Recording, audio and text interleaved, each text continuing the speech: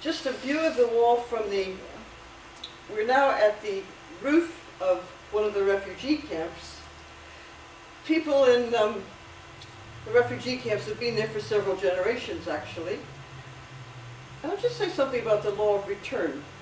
In 1949, the UN asked the Israeli government to allow the right of return for people who had been,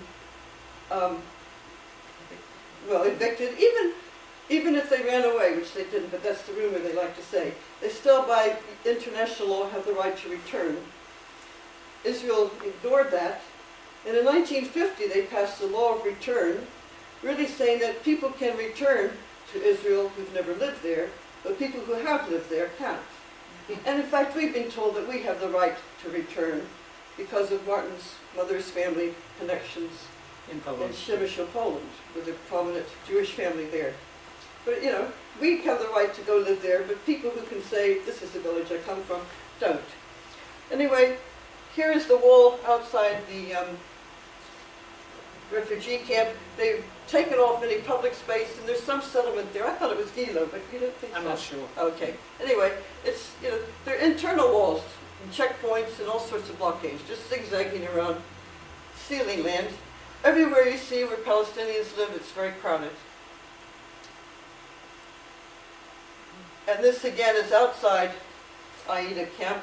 The key is a symbol for Palestinians of how their ancestors fled with the key to the home, thinking this was temporary, I'll go back home.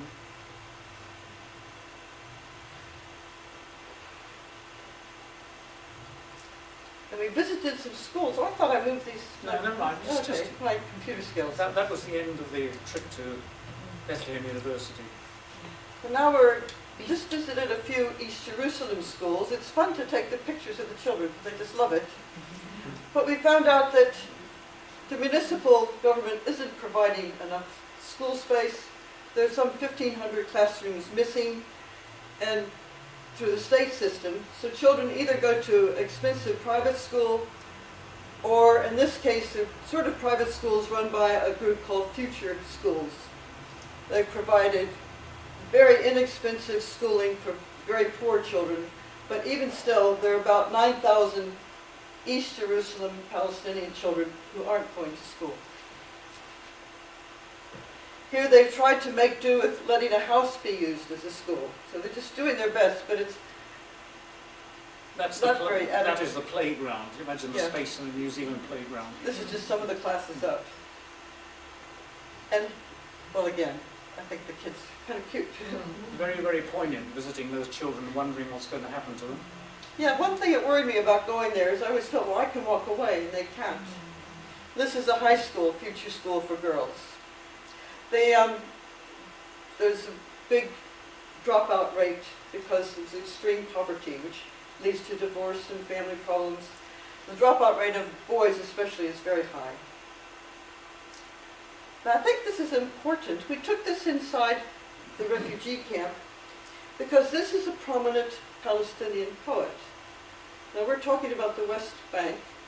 In Israel itself, they have a separate school system for Arabs and for Jews. The curriculum and the staff, even the cleaning staff in the the Arab schools, are controlled by the secret police. They're not allowed to teach Palestinian poetry. They're not allowed to teach any historic connection between people there and people in Gaza and the West Bank. And by the way, just quickly on that subject, for every dollar spent for an Arab child going to school, this is Israel itself, $4 is spent for a Jewish child in a secular school, 12 for a Jewish child in a religious school. And so even secular parents are sending their children to the religious schools because they've got better facilities, but there's also more indoctrinations in some of them.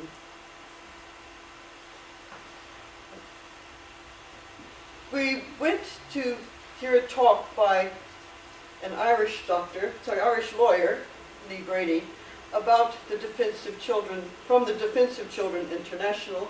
this is a group that's highly regarded.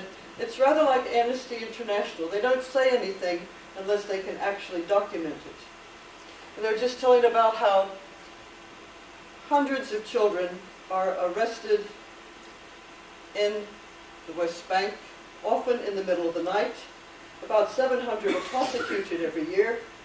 The main charge is throwing rocks at the wall, which is a highly punishable offense.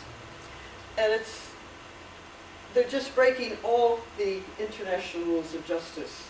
The children are beaten, they're questioned in Hebrew, they're told they won't be released until they sign something written in Hebrew. They can't even read it. They sign it, they're guilty. It's a very ugly story. There's a website you can go to find out more. And they're treated as adults from age 16 in the West Bank, whereas it's 18 in Israel itself.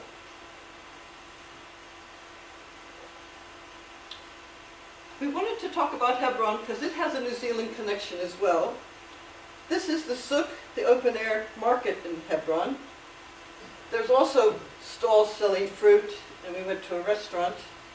So it just looks like a crowded, narrow souk, all sorts of things for sale. But if you look above, what makes Hebron unique?